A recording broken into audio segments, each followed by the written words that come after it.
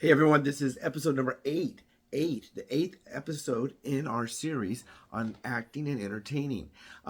This is not the eighth video, there's more videos there, but this is the eighth one, and this is going to be controversial. This will be a controversial video. Some people are going to say one thing I did and say kind of another thing when it came to getting started and getting acting and to this level that I am at right now, and then also into the future. But this is the eighth episode, the eighth one, and it is based on the controversy of classes, training, that kind of thing. Did I take classes? The answer is no. The reason I didn't take classes, for me personally, is I started a little bit later in life. In this, I was in my 40s, I guess. Was that right? 40? I believe 40 something. Yeah, I think it's 40, maybe 41. I can't remember. But anyway, whatever year it was I started, I thought to myself, I could go and take classes. And everybody else, we always say thought to ourselves, it's funny. But everybody says to go take classes. Well, if everybody's taking the same classes and learning the same things, then at the end, everybody is the same. And I thought to myself, doesn't it seem like they hire those that are different, that it might have a different kind of a skill or training or something like that? So I didn't go out and just take beginning drama or drama lessons or acting for TV, or I didn't go to search online to find people that offer classes. They offer classes on everything, and this person's method and that method, and some of the methods go back hundreds of years. Some people go back to Shakespearean times. Some people go back to even further than that, like Greek theater or something. So I thought, well, let me just try something different. What if I try to really work on the experiences I already have?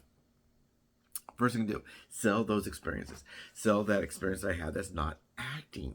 Because everybody's going to be selling the same thing. Oh, I went to this school and we all sat in a circle and we'd have to, without speaking, pretend to be a fruit. And people had to try to guess what fruit we are, or what's it like to be a shoe in a closet. They do a lot of these exercises and exercise. But I don't really think that they're looking for that. I mean, maybe they are. Maybe at certain levels, maybe at a higher level, they say, David, which school did you go to teach you how to be a book? I know you went and show me your pantomime of a book. Show me your monologue of David the book in a locker. Maybe that's happening, maybe, but not at my level. I haven't gotten there yet. So I thought, well, if I take a class, it should be on something that they're looking for. What if they're actually looking for something? What if I look into maybe there's something they need, someone that can model jewelry or something? And I think, well, I can't really be a jewelry model. What if I learn about the jewelry? What if they want people that can play chef? You see a lot, chef. So what if I go online and I learn some cooking and I make a few meals and I film myself doing it? Instead of taking a class, I actually just went over a little thing, not a class for acting, but a class for how to actually make this item. And I thought, well, that might be better. Maybe they say, hey, I see a lot of times they want people to learn how to be a dealer of different things. What they call the ones that do they pull the thing back, a roulette, and they learn how to be a dealer for craps. You see that a lot. So maybe if I was to take a class, I would take it in something that's not related to the acting, but actually to do the item. I'm not going to take a class on how to look like a guy that knows how to do this. What if I really am the guy that knows how to do that? So if I was to take any classes, and if I was to start over from right now, from everything I know now that I didn't know then, I still would do it the same way. Yes. So if there's a popular game right now, a lot of people are playing pickleball. Well, instead of going to school in drama to learn how to be a cotton ball, what if I went out to learn how to play pickleball? I'm actually knowing that sport. I'm not knowing that thing.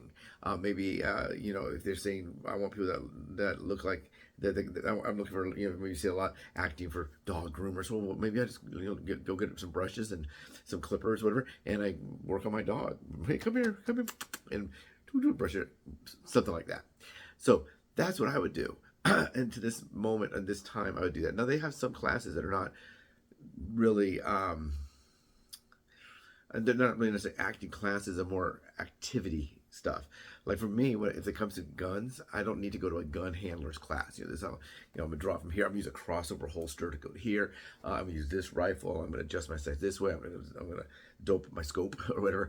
I know how to do that already because that's one of the practical skills I know in real life. But if you see gun handler out there a lot, and you're not a gun handler, you may want to go and take some classes. So you can do that. But classes, when it comes to acting and getting started, a lot of times I think what you're going to find, and when I used to cast, I find a lot of people that went to the same theory class, the same this class is that this is how I write. This is I took a class in memorization. Oh, I signed up for this class, and we did this showcase. And did you get anything out of it? No, not really. Who came to see your showcase? I don't know, just some casting agents and some actors that were. I don't really know what I got out of that. And so a lot of times, if you need that confidence to go out there and audition, you may want to take a class on auditioning. I don't know. But do you have to? And the chances are you do not. Not at the level that you would be if you're watching one of these videos on what to do to get involved in acting. Now, when it comes to playing an instrument, a lot of those people that do the instruments have been playing that instrument since they were 3 years old, 6 years old. Maybe you're a martial artist and you're a green belt and you started it this year and you remember what it was like to be a white belt and then you went to this and yellow belt and then you went on up. But some of the practical stuff at my level, it seems to be more important for me to know the practicality and to actually be able to do that item, that task, or whatever, than it is for me to go to have someone teach me how to look like I'm doing that task. So I would just go ahead and learn it.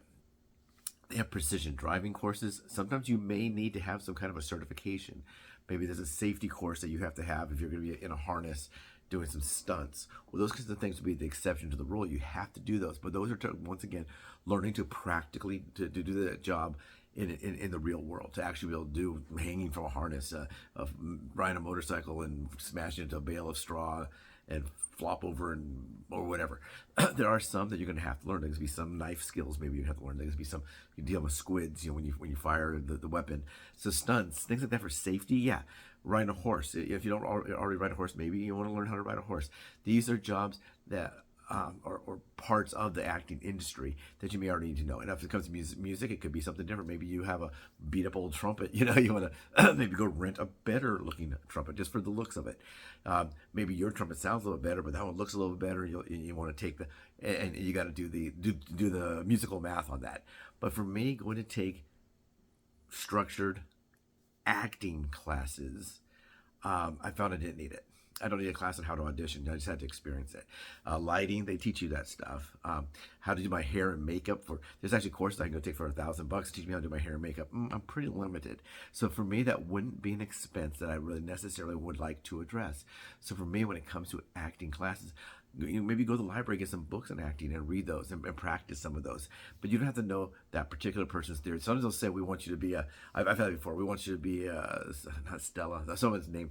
That you always see these different names and theories of how to do different things when it comes to acting. We want you to be a classically trained this person. And I show up, and there's been times I've gotten the job, and those who probably do have that training where they show me, oh, I went to this class down in West Hollywood, or I went to this class in Burbank, and did you ever go to this course, David? Oh no, I never have. Was it good? Oh, it was a lot of fun. But then I got it, and they didn't. Now they could happen the opposite. They may say, oh, David, you're not experienced. You didn't go to this school or this class. You don't have references. If I was getting really, really good references or jobs or connections out of these classes, I'd probably go take those classes. But there's the controversy. Should you take classes? I don't know. For me, the answer was no. I should not have taken classes. I went out there and I just did it on-the-job training, the old OJT, on-the-job training, by going from this level to this level to this level and going up, and hopefully continue going up. Who knows what's going to happen? We're about to get busy again, folks, so don't forget, it's very important. Subscribe. Hit that subscribe button, hit that bell, because we're going to get some more acting, it looks like. I know that the industry will begin more acting. Hopefully they'll trust us with doing some of that casting. So if you want to do some of the casting on some of these roles, you got to get that fast. Right now at our level, my level, your level, if you're watching, is probably, it's very important to be one of the first. They're not going to wait for you. They don't wait for me. If we don't get there fast enough, they might like us. They might think we're the greatest guy in the world, the greatest lady in the world. We're so sweet. We're so nice. Oh my God, remember that time David brought cookies? Whatever the case may be, the problem is, they have to get me there and get me fast, because they got to get all the small stuff out of the way so they can focus on the big stuff. Merry Christmas, everyone. Merry, Merry, Merry Christmas. It's 2 days before Christmas, I think. Today's the 23rd. Yes, 2 days before Christmas. Tomorrow's Christmas Eve. Woo! So take care, everyone. Merry Christmas, and I'll talk to you soon.